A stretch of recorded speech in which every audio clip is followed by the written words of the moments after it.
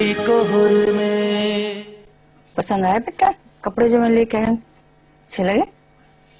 जी अम्मा भी, लेकिन जिसके लिए लिए हैं उससे पूछा आपने, उसे पसंद आया नहीं? अरे बेटा मैं तो बाजार से सीधे उसी के पास गई थी, मगर जब उसने कपड़े देखे तो रोने लगी। कह रही थी मुझे माँ याद आ रही। ये तो सच है बेटा, ऐसे मौके पर तो माएं बहुत याद आती है, उनकी बहुत कमी महसूस होती है। और माँ तो माँ होती है ना। लेकिन पता नहीं ये माएं छोड़ के क्यों चली जाती है। पता नहीं अम्मा भी,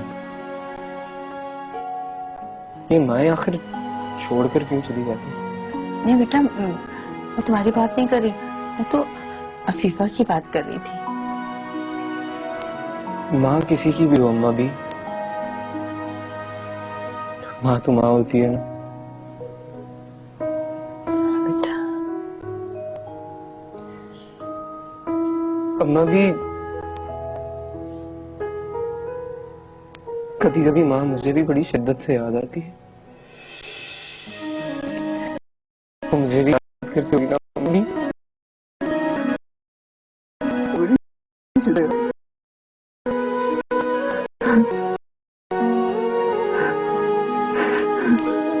रोते नहीं, क्यों नहीं याद करती होगी? जरूर याद करती हो बेटा, तुम उसकी औलाद हो। रोते नहीं।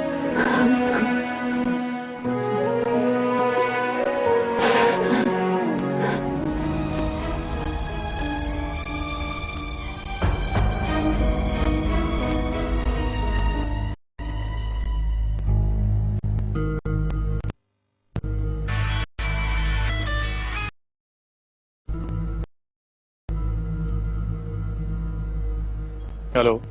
हेलो सिप्तान, सोचा तुम्हें मुबारकबाद दूं। मुबारकबाद? किस चीज की?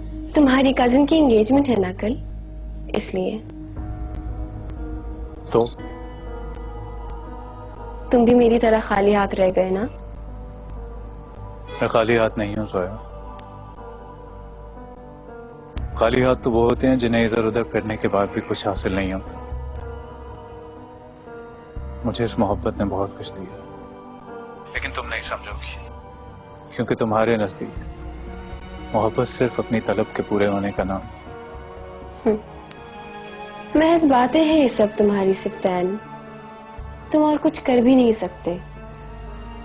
खैर एनीवेज, कल तुमसे मुलाकात होगी। मैं तुम्हारा शिकस्त खोर्दा चेहरा देखना चाहती हूँ।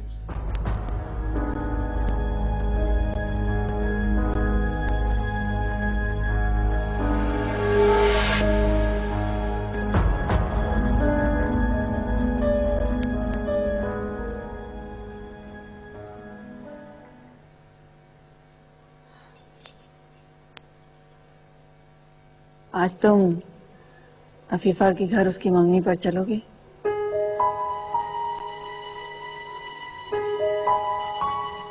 आपका क्या ख्याल है, मुझे जाना चाहिए या नहीं? मेरा तो ये ख्याल है कि तुम्हें जाना चाहिए। देखो सप्तान, उनके इनकार का मतलब ये नहीं कि हमारा अफीफा से दूसरा रिश्ता भी खत्म हो गया। वो हमारी मुंतज़िर होगी और हमें वहां ना पाकर मायूस हो जाएगी। जब आप इतने आला ज़र्फ़ का मुजाहरा कर रही हैं मम्मी, तो मैं कम हौसला क्यों हूँ? मुझे भी अपना हौसला आजमा लेना। काश काश खावर भाई इतनी हरदर्मी न दिखाते। जो बातें मुमकिन ही नहीं है मम्मी, उनका जिक्र ही रहने थे।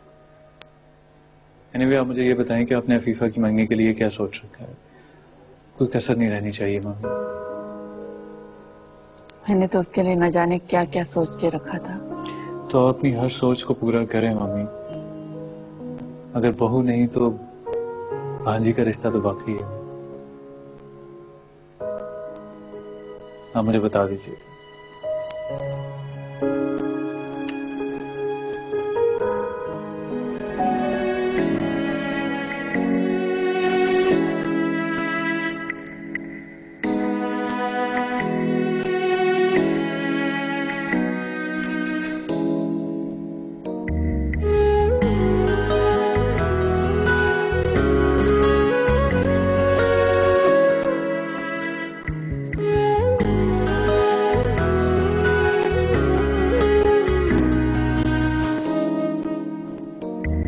कैसे देखूं कि धुंधला गई रोशनी, क्या चलूं मैं कि रुकने लगी जिंदगी। बेसितारा फलक बेनिशां है ज़मीं, कोई रास्ता नहीं कोई मंजिल नहीं। मेरी सुबह भी डूबी हुई कहर में, मेरी शामें भी डूबी हुई कहर में। मेरी सुबह भी डूबी हुई कहर में, मेरी शामें भी डूबी हुई कहर में।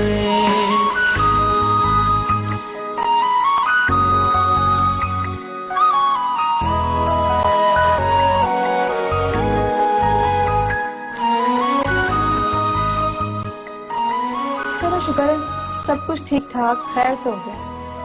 हाँ, सब खैर से हो गया। वैसे बड़ा हौसला है सप्तान भाई ने, तुम्हारी मंगनी में भी आया और किसी को महसूस भी नहीं होने दिया। काश वो ना आते। क्यों? तुम्हें क्या जरूरत है उनकी फिक्र करने की? तुम तो उनका हौसला आजमाओ,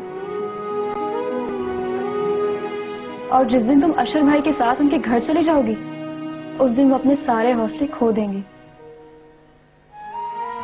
मैंने उन्हें इतना आगे आने के लिए नहीं कहा था, और ना ही कभी उनके किसी भी जज्बे की पजीराई की थी।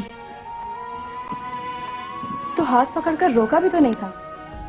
रोका था, लेकिन वो मेरी कोई बात सुनने के लिए राजी नहीं थे। चलो मिट्टी डालो, किसी का क्या नुकसान हुआ इससे हमें क्या।